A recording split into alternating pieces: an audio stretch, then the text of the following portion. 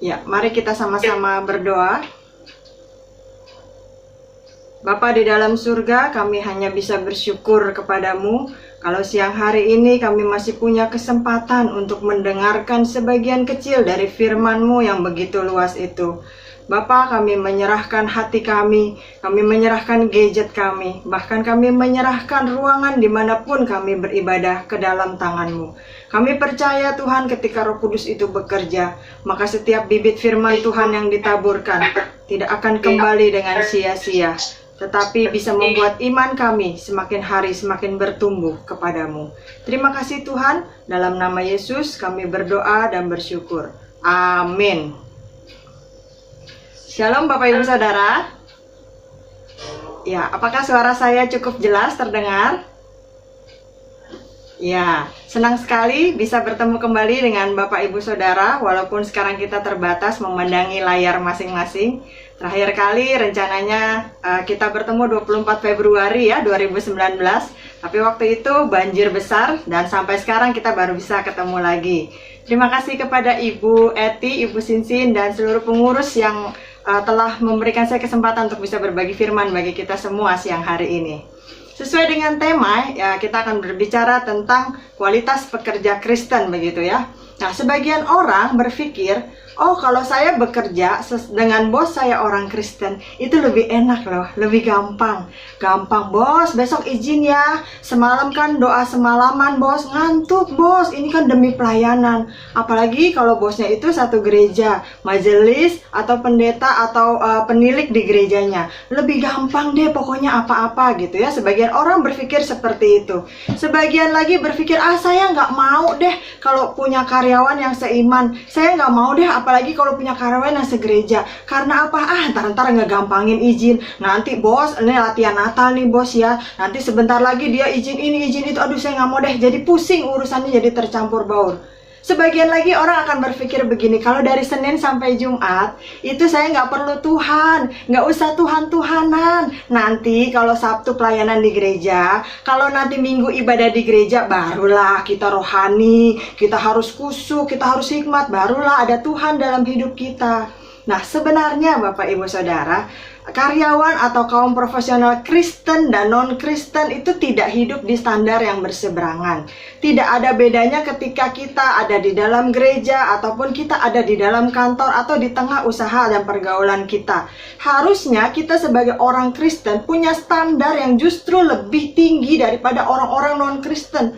Contohnya saja, kalau orang-orang non-Kristen ketangkap melakukan sesuatu, pencurian misalnya, nah barulah dia dianggap bersalah, berdosa. Tetapi bagi kita orang-orang Kristen, baru berpikir saja untuk mencuri, belum ngelakuin loh, dan belum tentu juga ngelakuin, baru mikir aja kayaknya enak juga tuh, duitnya bisa dicatut tuh, kayaknya bisa dikorupsi tuh, kayaknya bisa dicolong tuh. Nah baru mikir begitu aja, untuk kaum profesional Kristen itu sudah dosa. Artinya kita hidup di standar yang lebih tinggi, bukan di standar yang berbeda, bukan di standar yang ini standar gereja, ini standar kantor, ini standar pergaulan. Tidak, justru kita harus punya satu standar. Dimanapun kita berada, kita harus menjadi terang dan garam dunia.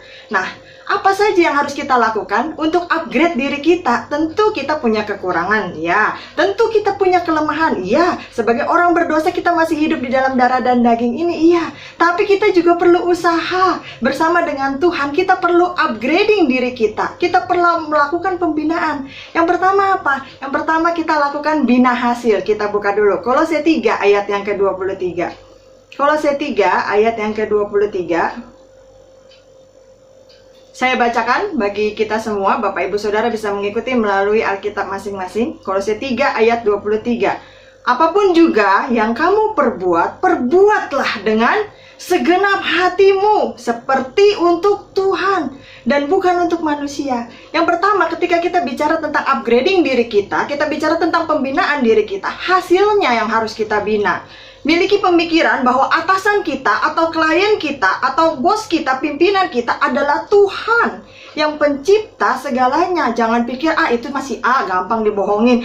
Itu masih B, cuek orangnya. Itu mah gampang deh. Jangan. Tapi kita berpikir bahwa kita bekerja langsung dengan atasan kita Tuhan. Kenapa? Kalau kita punya rasa takut akan Tuhan, maka kita nggak perlu lagi khawatir dengan CCTV. Karena CCTV sedemikian canggihnya bagaimanapun, tetap ada angle yang blind spot. Tapi mata Tuhan itu jauh lebih canggih dari CCTV manapun. Sehingga tidak ada blind spot di mata Tuhan. Nah, dengan demikian, kita kaum profesional harusnya bisa menampilkan yang terbaik yang bisa kita lakukan.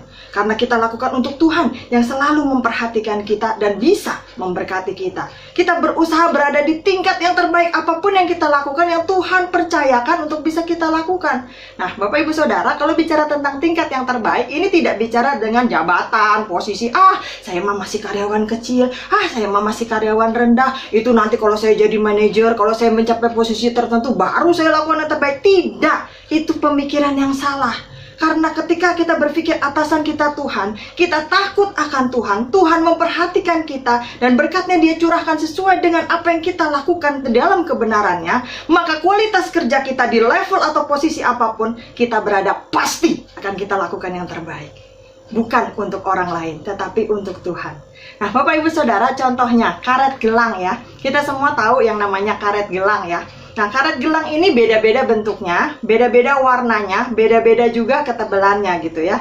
Tapi semua prinsip kerjanya adalah sama, yaitu harus diregang supaya efektif. Kalau Bapak Ibu Saudara punya karet gelang, cuman dipegangin doang di tangan, nggak pernah ditarik, nggak untuk mengareti sesuatu, tidak pernah diregangkan, maka karet gelang itu tidak ada fungsinya dan tidak efektif sama sekali. Sama seperti kita punya kepribadian yang berbeda, bakat yang berbeda, talenta dan kemampuan yang berbeda-beda. Kita tidak akan pernah bisa efektif kalau kita tidak mencoba meregangkan diri kita semaksimal mungkin. Banyak orang yang menghindari peregangan ini. Alasannya, saya mah minder, saya mah takut, saya mah udah cukup lah, segini aja. Males yang tegang-tegang, enakan nyantai-nyantai aja. Ngapain sih hidup susah-susah, dan sebagainya, 1001 macam alasan lainnya. Nah, bagaimana kita bisa melakukan upgrading diri kita melalui bina hasil dalam peregangan di lingkungan kerja? Yang pertama, kita harus sadar bahwa setiap kita ini punya potensi loh. Setiap kita ini punya karunia, punya kemampuan, punya skill loh. Nah, temukan potensi itu. Lalu setelah kita temukan, kita buktikan potensi itu. Jangan cuma tahu, saya jagonya bidang administratif nih, saya jagonya bidang data nih, saya jagonya bidang networking nih. Udah cukup sampai situ. Tidak, itu masih koma, Bapak Ibu Saudara. Setelah kita tahu, setelah kita temukan, kita buktikan potensi tersebut dengan hasil kerja yang terbaik yang bisa kita lakukan. Latih diri kita untuk mengambil resiko. Kenapa? Tidak ada pertumbuhan di dalam zona nyaman. Jadi kita harus ambil tanggung jawab. Sedikit demi sedikit itu akan membuat peregangan, dan kita tahu, sebatas ini kemampuan kita. Di sini masih kurang. Di sini kita bisa tingkatkan. Yang pertama, sebagai pekerja Kristen, kaum profesional, kalau kita mau punya kualitas high quality, kita harus bina hasil. Kita lihat Ibrani 6 ayat yang ke-11. Ibrani 6 ayat yang ke-11. Ibrani 6 ayat yang ke-11. Tetapi kami ingin supaya kamu masing-masing menunjukkan kesungguhan yang sama untuk menjadikan pengharapanmu suatu milik yang pasti sampai pada akhirnya. Ketika kita memberikan hasil yang baik dimanapun kita bekerja, dimanapun level atau posisi kita sekarang, maka Tuhan juga akan memberkati kita dengan harapan yang pasti. Nah, harapan ini yang kita kejar. Yang kedua, apa yang bisa kita lakukan untuk meningkatkan diri kita menjadi high quality pekerja Kristen? Bina iman. Kok di kantor ngomongin iman? Iya, kembali lagi ke pendahuluan tadi. Mau kita di kantor, baik kita di gereja, baik kita di dalam lingkungan iman, kita tetap harusnya sama. Nggak boleh beda-beda, karena kita bukan orang Kristen bunglon. Bagaimana caranya bina iman? Nah, sebagai profesional Kristen, kita percaya dan beriman bahwa tidak ada sesuatu pun yang kebetulan di dalam hidup kita. Amin. Termasuk dimanapun kita bekerja saat ini, itu juga dalam rencana dan atas pimpinan Tuhan. Oleh karena itu, kita harus mempertahankan identitas kekristenan kita. Jangan kita malah mengikuti arus, jangan kita malah bunglon. atau sekedar memakai aksesoris salib, anting salib segede-gede gaban begitu ya, kalung salib segede-gedenya, tapi kelakuannya jauh tuh daripada kekristenan. Bukan itu yang dimaksud identitas. Tetapi identitas adalah melakukan iman Kristen kita dengan cara yang telah diajarkan oleh Tuhan Yesus. Secara fisik waktu itu dia hidup di dunia ini 33,5 tahun, ataupun melalui Alkitab yang ada di tangan kita masing-masing sekarang ini. Nah, salah satu identitas yang paling menonjol dari orang Kristen yaitu adalah kasih atau mengasihi. Kolose 3 ayat 12-14. Yuk kita lihat. Kolose 3 ayat 12-14.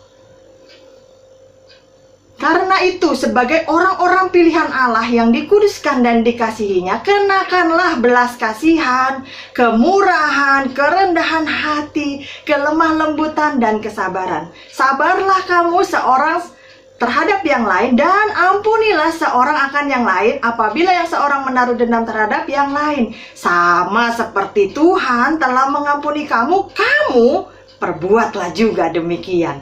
Dan di atas semuanya itu, kenakanlah kasih sebagai pengikat yang mempersatukan dan menyempurnakan. Nah, standar kasih yang Tuhan Yesus ajarkan harus kita lakukan dalam hidup kita sehari-hari. Bukan cuma waktu kita di gereja, shalom, begitu kita keluar gereja kakinya keinjek sialan, begitu. Bukan Bapak Ibu Saudara. Waktu di gereja kita nyanyi haleluya, begitu kita keluar mobil kita keserempet di halilintar langsung begitu. Bukan.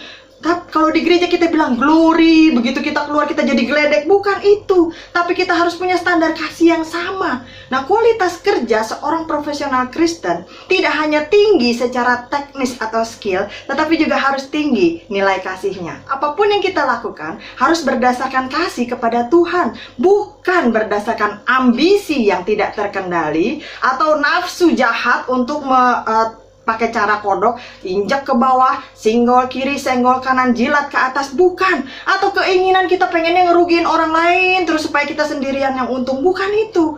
Tetapi harus atas dasar kasih. Sama-sama kita semua diberkati oleh Tuhan. Saya berikan sebuah contoh Bapak Ibu Saudara. Suatu hari seorang wartawan mewawancarai seorang petani. Nah, petani ini dia pengen tahu kenapa kok selalu menang di dalam berbagai lomba hasil tani begitu. Rahasianya apa nih? Bibitnya apa kok menang terus begitu ya? Nah, kemudian petani ini cerita begini. Dia selalu membagi-bagikan bibit jagung yang terbaik, bibit jagung yang unggul kepada tetangga-tetangga yang punya perkebunan di sekitar perkebunan dia. Lalu kemudian wartawan ini jadi bingung. Loh, Pak Petani, kalau kamu bagi-bagiin bibit unggul itu, berarti nanti semua orang akan punya dong. Semua orang akan bagus dong perkebunannya. Semua orang akan bisa punya hasil panen yang baik dong. Kenapa kamu lakukan itu? Kalau gitu, kamu nggak bisa untung dong.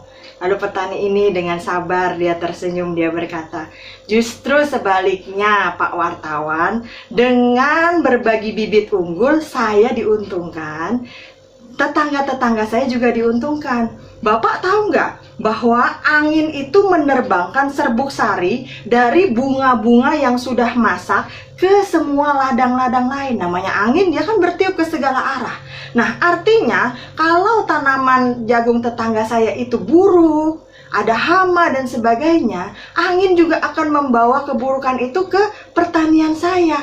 Tapi kalau semua jagungnya bagus, tidak ada hama, maka yang diterbangkan angin juga semuanya bagus. Dengan menolong tetangga saya meningkatkan kualitas jagungnya, maka itu juga menolong pertanian saya.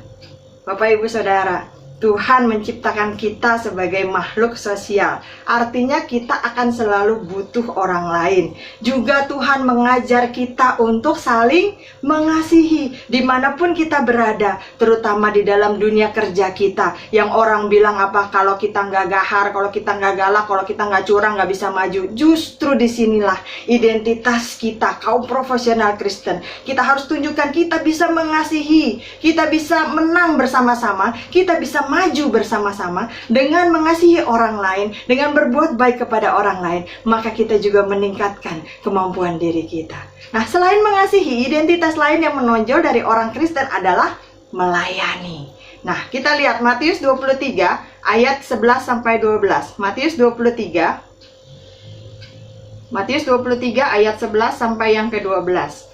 barang siapa terbesar di antara kamu, hendaklah ia menjadi pelayanmu. Dan barang siapa meninggikan diri, ia akan direndahkan. Dan barang siapa merendahkan diri, ia akan ditinggikan.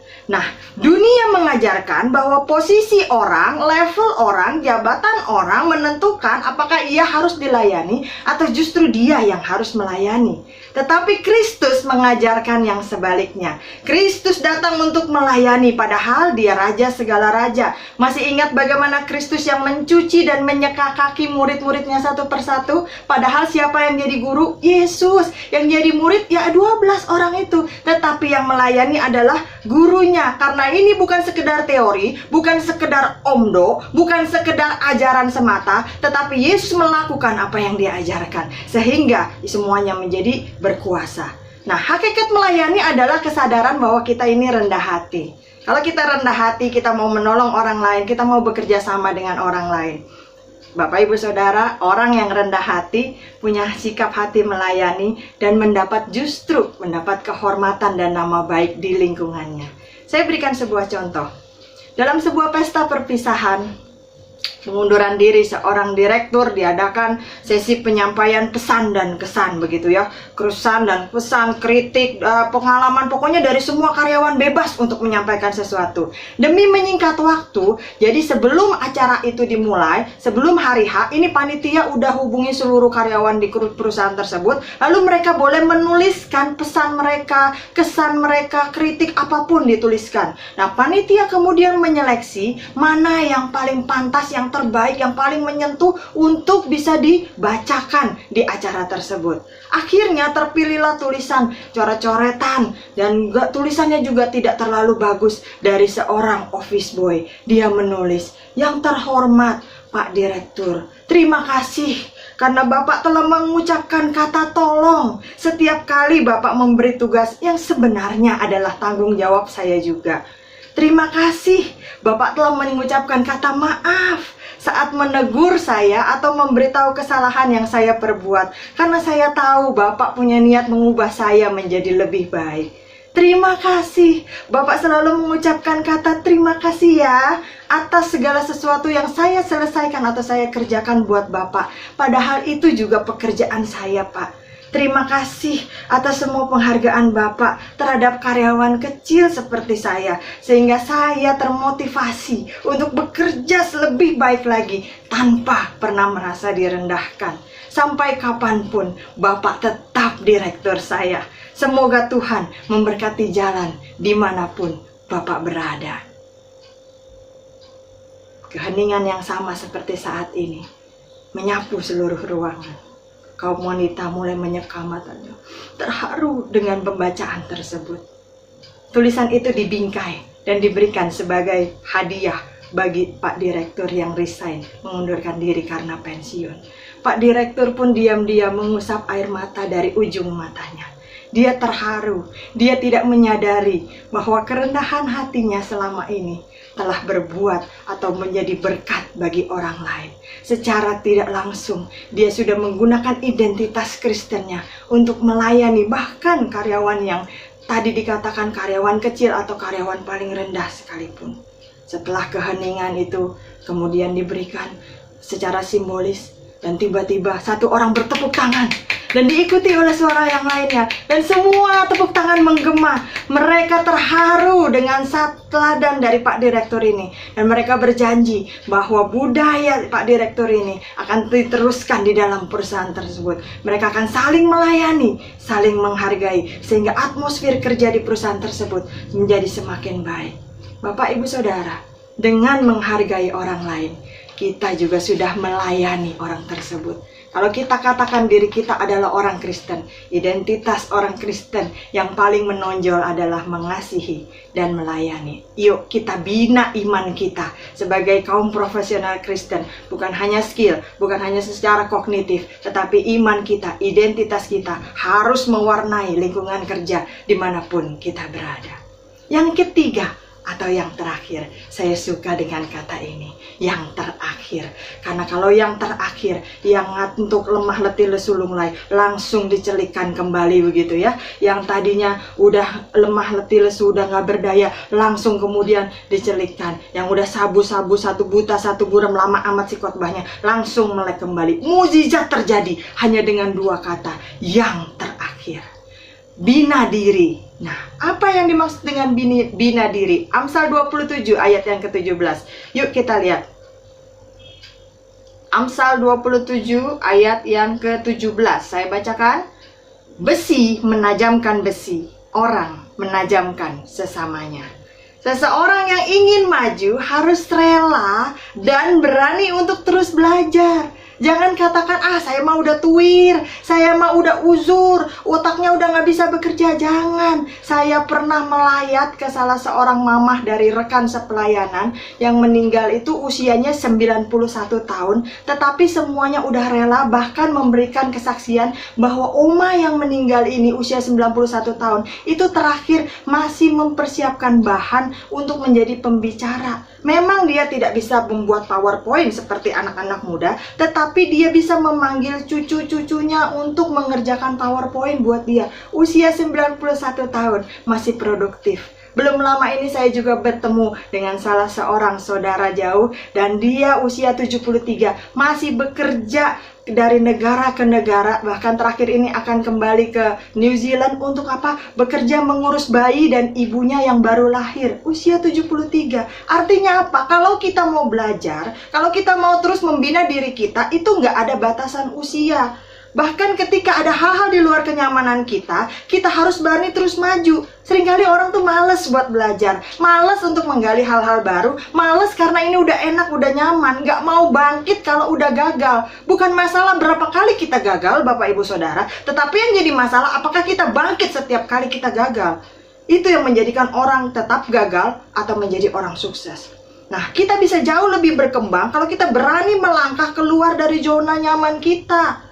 Bina diri kita sebagai kaum profesional Kristen kita untuk terus belajar, kan, untuk terus bertumbuh dalam segala hal, untuk terus mempertajam kemampuan kita, walaupun itu harus mengorbankan hal-hal yang nyaman bagi kita.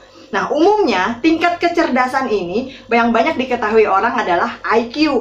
IQ-nya berapa? Wih, IQ-nya 1000, tinggi banget gitu kan. Wah, intelligence quotient. Atau orang lebih tahu lagi EQ, emotional quotient. Ada lagi orang juga sudah mulai kenal SQ, spiritual quotient. Nah, namun sebenarnya ada banyak tingkat kecerdasan lain seperti TQ, transcendence quotient, dan AQ, adversity quotient.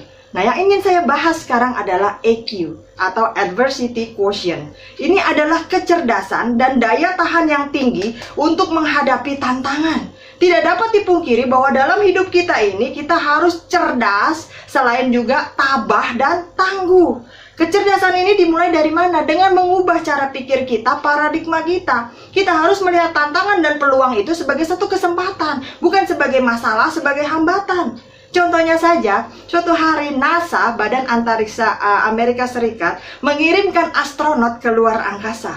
Ketika di luar angkasa, mereka baru tahu bahwa bolpen yang mereka pakai itu tidak bekerja, tidak bisa digunakan di area yang gravitasinya nol. Jadi bawa bolpen dari bumi nggak bisa dipakai buat nulis di sana. Kemudian mereka mencoba untuk memecahkan masalah tersebut sampai menghabiskan dana 12 juta US dollar selama 10 tahun. Luar biasa. Orang-orang Rusia juga menerbangkan astronot mereka ke luar angkasa. Dan ketika mereka menemukan masalah yang sama, mereka cukup membawa pensil. Jadi mereka nggak bawa bolpen ke sana, mereka cukup bawa pensil untuk menulis, untuk mengganti bolpen, dan bisa menulis di area yang gravitasinya nol. Dan selesai, mission accomplished. Bapak Ibu Saudara, di dalam dunia kerja kita harus bina diri kita supaya kita punya EQ yang lebih baik. Kesuksesan seseorang juga terlihat dari EQ-nya. Minta hikmat sama Tuhan supaya kita bisa jadi pembelajar-pembelajar cerdas. Itulah sebabnya Raja Salomo waktu ditanya sama Tuhan, kamu minta apa? Dia bilang minta hikmat, kebijaksanaan. Dan sampai hari ini Tidak ada orang yang sebelum Salomo masa hidupnya dan sesudah Salomo masa hidupnya punya hikmat seperti Salomo. Itu yang kita minta sama Tuhan. Jangan cuma minta duit, minta jodoh. Bukan cuma itu. Minta hikmat supaya kita terus belajar. Kita lihat Ayub 12 sampai 13. Ayub 12 ayat yang ke-12 sampai 13. Ayub 12 ayat 12 sampai 13. Konon hikmat ada pada orang tua dan pengertian pada orang yang lanjut umurnya. Tetapi pada Allah lah hikmat dan kekuatan. Dialah yang mempunyai pertimbangan dan pengertian. Jangan bilang biasa gue mah masih muda, namanya anak muda, darah muda, pengalaman kurang, jadi banyak salah. Jangan pakai berbagai excuse, tapi terus mumpung masih muda, otak masih cerdas, harus terus belajar. Harusnya mikirnya begitu, jangan lalai, jangan kelemah mulai. Kita harus terus belajar. Jadi bina diri kita, kaum profesional Kristen terus maju sebagai pembelajar. Selain membina diri sebagai pembelajar, kita juga harus mengembangkan kreativitas kita. Kreativitas ini nggak terus bicara tentang sesuatu hal yang luar biasa, tidak pernah terpikirkan orang lain, enggak. Tapi kreativitas ini bicara bagaimana kita bisa menemukan unsur art atau seni di dalam setiap pekerjaan yang kita lakukan sehingga kita bisa menikmatinya. Kita tidak menjalani profesi kita seperti robot. Yuk, 1, 2, kerja, ketik, pulang. Tidak, atau terpaku pada hal-hal, ya udahlah ya, dari sononya emang udah begitu, ikutin aja lah, udah, nggak usah macam-macam. Enggak, kita harus memikirkan inovasi, ide-ide yang baru, hal-hal yang membuat pekerjaan kita berkembang. Contohnya saja Bapak Ibu Saudara, tidak ada orang yang menduga atau mengharapkan terjadi pandemi atau sindemi seperti ini, tetapi kita bisa menyesuaikan diri dengan apa? Dengan online, dan dengan segala macam hal-hal. Untuk apa? Beradaptasi. Itu termasuk kreativitas. Kita tidak hanya menunggu, tidak hanya ya udahlah ya, nggak bisa kerja, nggak bisa kemana-mana, ya udah diem aja. Enggak, tapi kita terus kreatif berusaha. Nah, Tuhan yang menciptakan kita adalah Tuhan yang kreatif, Bapak Ibu Saudara. Tuhan sudah, sekali lagi, Tuhan sudah menciptakan semuanya, segala sesuatu. Kita manusia, ciptaannya yang tertinggi, diberi potensi untuk menemukan, hanya menemukan apa yang Tuhan sudah ciptakan. Contohnya saja nih, saya berikan satu contoh. Sebuah perusahaan membuat tes terhadap 3 orang calon staf marketingnya. Tesnya ini unik. Karena perusahaan ini memproduksi sisir, jadi mereka dites untuk menjual sisir. Tapi di area kompleks Shaolin. Nah, Bapak Ibu tahu area kompleks Shaolin artinya para biksu itu menggunduli rambutnya dan tidak perlu sisir. Nah, calon staf yang pertama udah reti lesu lemes, udah capek, udah patah semangat sebelum maju berperang. Dia cuma bisa jual 1 sisir sambil ngomel-ngomel, bagaimana sih, nggak mungkin lah ada orang yang bisa dapat pekerjaan ini. Tesnya aneh-aneh aja. Masa perusahaan sisir jualan sisir di para biksu? Udah tahu kan biksu itu sengaja menggunduli rambutnya. Nggak mungkin lah bisa. Itu pun dia laku 1 sisir karena ada biksu yang kesian ngelihat dia ngomong sendirian duduk di kompleks Shaolin itu sambil ngoceh-ngoceh, garuk-garuk kepala begitu. Ya udah deh, dibeli deh 1 sisir laku. Calon staf marketing yang kedua, dia berhasil menjual 10 sisir. Waduh, penasaran dong, pengen tahu kok bisa 10, yang tadi cuma 1. Ternyata ini orang lebih kreatif. Dia tidak hanya menawarkan sisir kepada para biksu, ya iyalah ya, biksu kan pasti mikir, lu nawarin gua sisir, ngeledek lu ya gitu kan. Tapi orang ini juga menawarkan sisir kepada para turis-turis yang ada di kompleks tersebut yang lagi wisata. Karena area kompleks Shaolin itu juga dibuat sebagai tempat wisata. Nah, angin di sana cukup kencang sehingga rambut sering acak-acakan, terutama kaum perempuan. Dikit-dikit pengennya ngaca gitu kan, ngaca, lihat kaca spion mobil pengen ngaca, lihat kaca di WC pengen ngaca. Jadi bisa laku 10 sisir.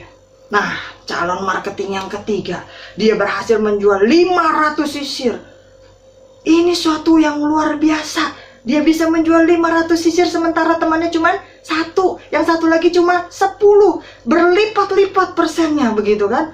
Nah, akhirnya dia cerita, saya menemui kepala biara. Waduh. Lalu kemudian saya meyakinkan kepala biara bahwa sisir ini bisa jadi souvenir yang bagus, Kepala Biara. Anda bisa taruh itu tanda tangan Anda dan para turis akan lebih menghargainya. Bisa jadi pemasukan juga buat biara ini dan souvenir buat para turis yang pasti laku. Akhirnya Kepala Biara itu berpikir dan setuju. Lalu kemudian dibuatlah desain dan Kepala Biara setuju menuliskan tanda tangannya. Laku dibeli 500 sisir untuk tahap pertama, untuk souvenir kepada para turis. Dan para turis pun lebih senang membeli karena ada oleh-oleh kompleks Biara Shaolin, ada tanda tangan orang penting di situ. Nah, Bapak Ibu Saudara, apa yang seringkali kita anggap sebagai hambatan di dalam karir kita? Bukankah kita seringkali mudah menyalahkan keadaan seperti calon staf marketing pertama tadi? Tidak mungkin, nggak bisa, aneh-aneh aja, nyusahin gua ini mah. Enggak. Ini yang membuat calon staf marketing pertama gagal. Calon staf yang kedua sudah berpikir lebih maju, tetapi masih terpaku bahwa sisir cuma buat merapikan rambut. Tapi kita harus belajar kreatif dari calon staf marketing yang ketiga. Dia sudah berpikir think out of the box, berpikir di luar kotak, bahwa sisir bukan hanya untuk merapikan rambut, tetapi bisa juga dijadikan souvenir. Bapak Ibu Saudara, kita tidak bisa mengatur keadaan seperti yang kita mau. Walaupun berulang-ulang kita nyanyi lagu Krisdayanti, jika Tuhan mau begini, ubahlah semua jadi yang ku mau. Itu hanya sekedar lagu, 1000 kali kita nyanyikan sekalipun Tuhan tidak akan mendengarkannya.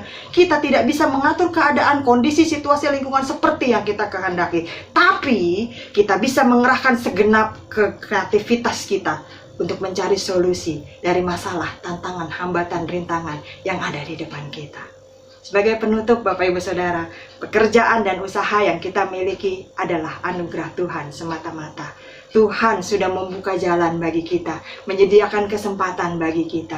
Sekarang adalah bagian kita, para kaum profesional Kristen. Kita harus terus melakukan pembinaan diri kita, upgrade terus kualitas kerja kita, bina hasil, do the best, and let God do the rest. Bina iman kita, mengasihi sesama kita. Jangan banyak gosip nyinyir, jangan menjadi emberwati dan emberman di kantor kita. Jangan, kita mengasihi dan melayani seperti apa? Seperti Kristus, itu standarnya. Jangan lihat, orang Kristen lain juga begitu, nggak perlu dilihat. Kita lihatnya Kristus aja.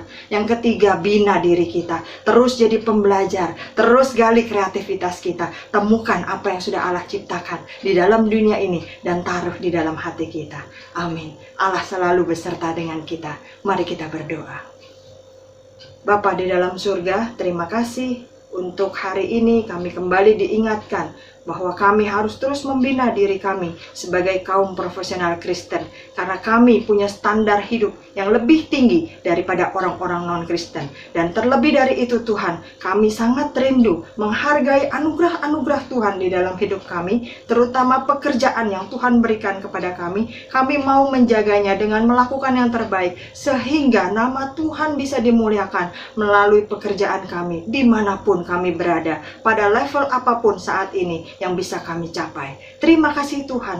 Kami tahu Tuhan, melakukan firman-Mu tidak semudah mendengarkannya. Itulah sebabnya Roh Kudus yang tinggal di dalam hati setiap kami, mari terus bimbing kami, terus ajari kami, supaya kami mampu menjadi pelaku-pelaku firman yang baik, bukan hanya sekedar pendengar saja. Dalam nama Yesus kami berdoa dan bersyukur. Yang percaya bersama kita katakan amin. Saya kembalikan.